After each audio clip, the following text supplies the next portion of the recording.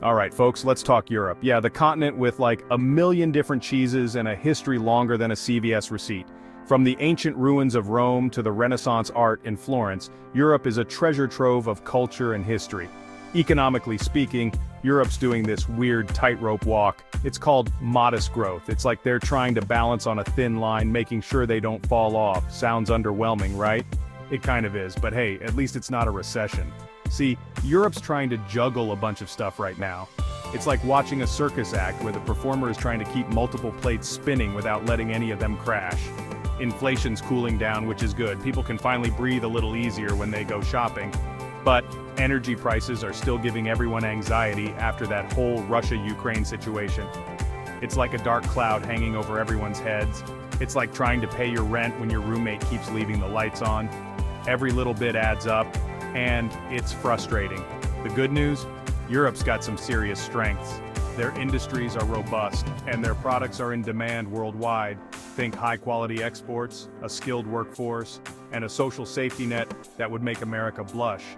These are the pillars holding up the European economy. But there are challenges too, like a whole bunch of challenges. It's not just one thing, it's a combination of factors.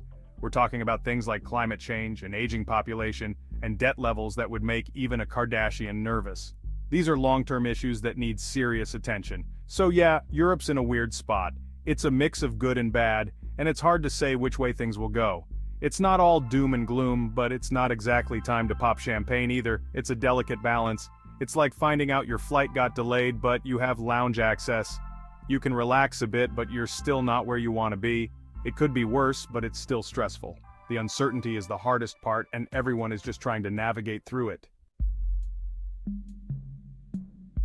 Okay, let's talk about climate change. It's the defining issue of our time, and it's affecting every corner of the globe. Europe's taking it seriously, way more seriously than some other places. They're leading the charge with ambitious goals and strict regulations. America, on the other hand, has been slower to act, though there are signs of progress.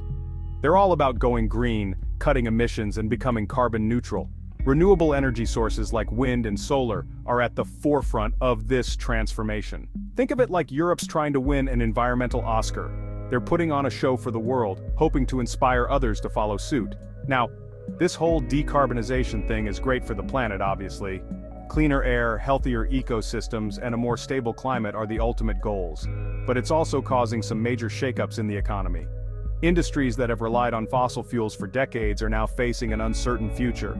We're talking about entire industries needing to completely reinvent themselves. It's a monumental task that requires innovation, investment, and a willingness to change.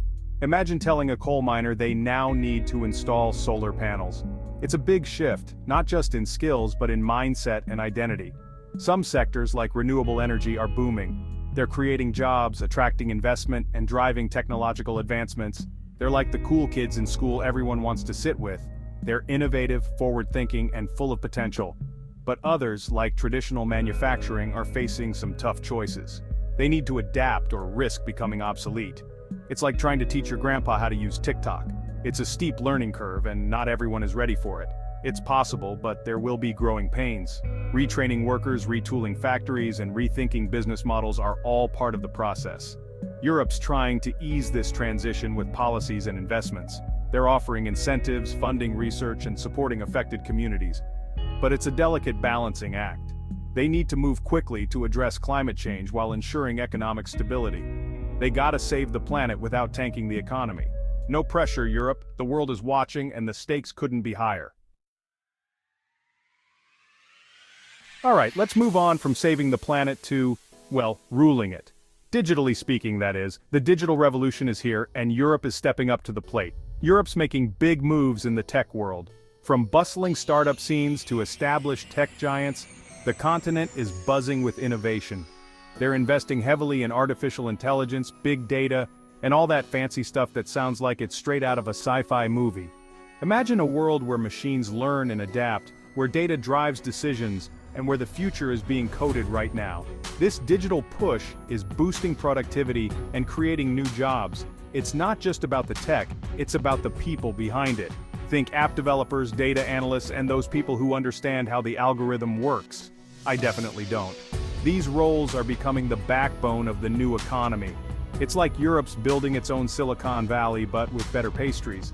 Imagine brainstorming sessions over croissants and coding marathons fueled by espresso. But hold up, it's not all smooth sailing in the digital sea. There are waves to navigate and storms to weather. Europe's got some catching up to do with the US and China. These tech giants have a head start and Europe is playing catch-up. They're like the new kid in school trying to join the cool kids table. It's a tough spot, but with the right moves, they can make it. Plus, there are concerns about data privacy, cybersecurity, and robots taking over the world. Balancing innovation with regulation is a tightrope walk. So yeah, Europe's digital future is full of potential, but it's not without its challenges. The road ahead is both exciting and daunting. It's like trying to binge watch your favorite show, but the Wi-Fi keeps cutting out. Frustrating, right? But you keep going because you know the payoff is worth it. Frustrating, but you know it'll be worth it in the end, hopefully. With perseverance and innovation, Europe can carve out its place in the digital world. Time for some real talk, people. Europe's population is getting older.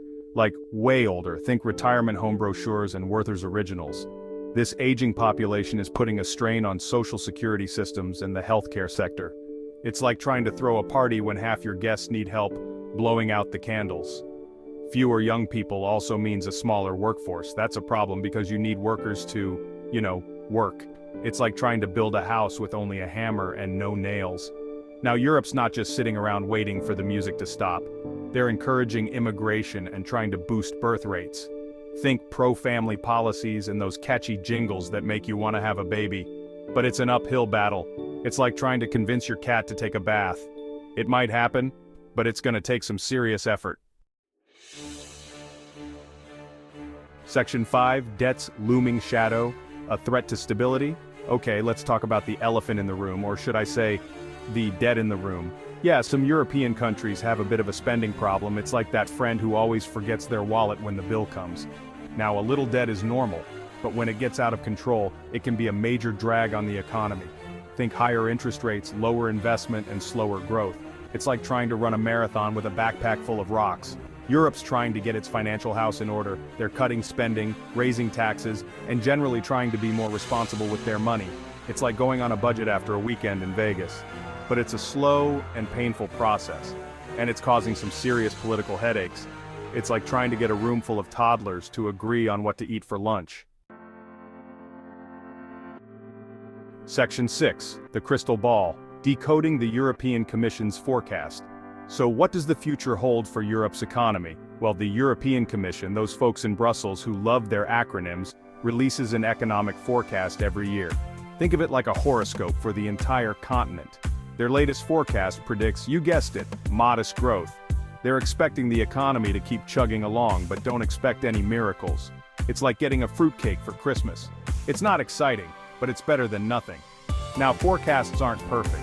They're like those weather apps that tell you it's going to rain, and then the sun comes out. But they give us an idea of what to expect. And right now, the European Commission is cautiously optimistic.